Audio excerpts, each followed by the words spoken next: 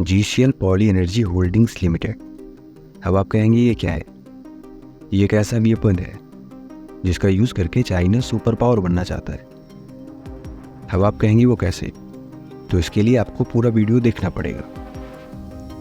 GCL poly energy holdings limited, जिसे अब GCL technology के नाम से भी जाना जाता है, जो पॉलीसिलिकॉन एंड वेफर प्रोडक्ट्स को मैन्युफैक्चर एंड सेल करता है सोलर इंडस्ट्री कंपनीज के लिए।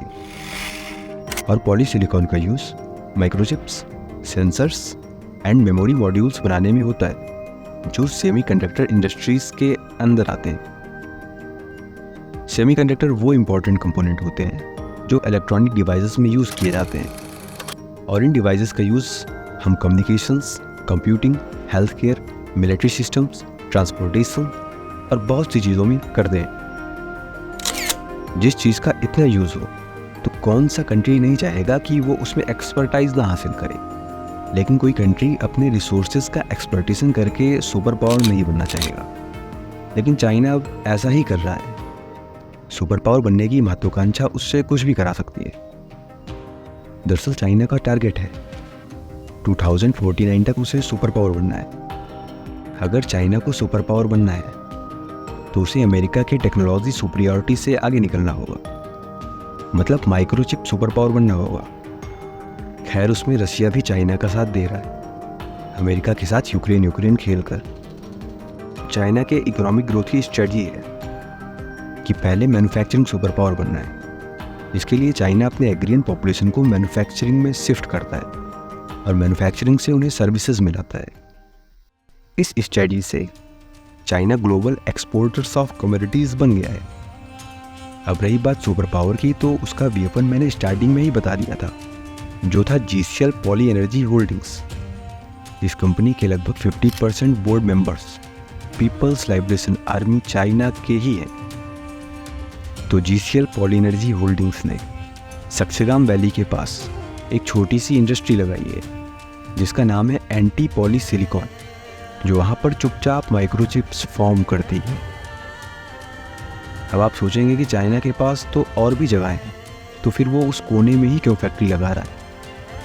उसका रीज़न है फ्रेश वाटर और सैंड, क्योंकि कश्मीर, अक्साई चीन, लद्दाख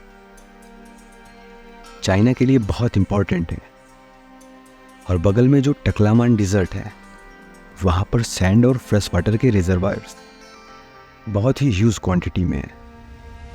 और फ्यूचर में जो 242 ग्लेशियर्स सक्सेगाम वैली में हैं, जब वो पिघलेंगे तो चाइना उसका भी यूज़ करेगा, क्योंकि चाइना चाहता है कि ग्लोबल वार्मिंग बढ़े और वो उस ग्लेशियर्स का यूज़ कर पाए, जिससे चाइना को फ्रेश वाटर मिल सके, जो माइक्रोचिप फॉर्मेशन के प्लान को स्पीड देगा।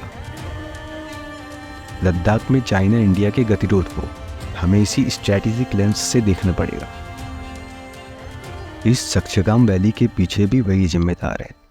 हाँ, वही हमारा 2 कौड़ी का पड़ोसी पाकिस्तान, जिसने 2 मार्च 1963 को सक्सेगाम वैली के 1300 स्क्वायर मीटर, जिसमें 242 ग्लेशियर्स थे, उसे चाइना को गिफ्ट कर दिया। दरअसल पाकिस्तान आर्थिक दिवालिया तो अभी हुआ है, लेकिन वो मानसिक दिवालिया 1960 से पहले ही हो गया था, जिसने ग्लेशियर्स वाले वैली को ऐसे ही गिफ्ट कर दिया। इसके बदले चाइना ने काराकोरम हाईवे बनाकर बिजनेस रिलेशंस को मजबूत करने का प्रॉमिस किया। चाइना ने काराकोरम हाईवे सक्सेगाम वैली में तो बना दिया, लेकिन इनका मकसद कुछ और था। भारत के खिलाफ तो पाकिस्तान बहुत आतंकियों को मकसद की लड़ाई बताकर हिंदुस्तान में मुजाहिदीन बनाकर भेज देता है। खैर, इंडियन आर्मी उन्हें जहन्नुम तक तो भेज ही देती है, लेकिन चाइना ने पाकिस्तान के साथ तो मकसदी धोखा कर दिया। पाकिस्तान खुश है, क्योंकि उसे पता ही नहीं कि चाइना ने उसके साथ धोखा कर दिया, क्योंकि उसे काराकोरम हाईवे से बिजनेस करना है। फिर पैसा ही पैसा होगा, ऐसा पाकिस्तान को लगता है। अब पाकिस्तान को क्या पता कि चाइना के पैर गोल धरती पर रहते हैं, इसलिए वो पाकिस्तान के साथ गोल करता रहता है। सक्सेगाम वैली पीओके में आता है और पीओके हमारा है।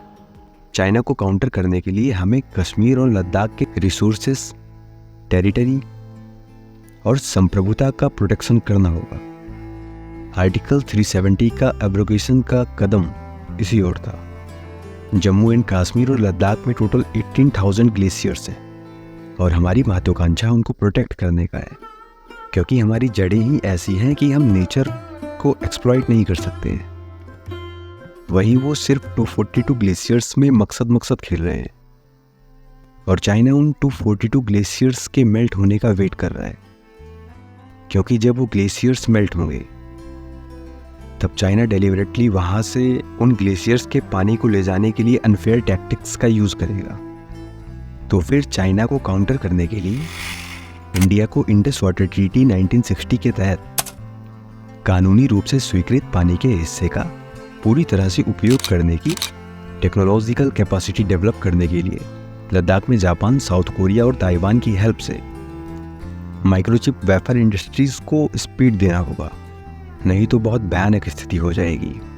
और अमेरिका भी नहीं चाहेगा कि इंडिया माइक्रोचिप वेफर इंडस्ट्रीज के मैन्युफैक्चरिंग एंड सेलिंग में एक्सपर्टाइज हो। इसके लिए वो तरह तरह की टैक्टिक्स का यूज़ करेगा। सोनम वांगचुक जी की जो दूसरी डिमांड है, stop industrial growth in Ladakh. अगर इंडस्ट्रियल ग्रोथ को रोक दिया जाएगा तो उसके इफेक्ट्स अब हम जान गए हैं। अगर हम इंडस्ट्रियल ग्रोथ को रोक देंगे तो चाइना को हम लोग काउंटर नहीं कर पाएंगे। हाँ, जो ये बाइकर्स लद्दाख में ब्लॉगिंग करने जाते हैं, अगर इनसे कोई प्रॉब्लम है तो सरकार को इस पर गाइडलाइंस बनानी चाहिए और इनको रेस्ट्रिक्ट भी कर देना चाहिए।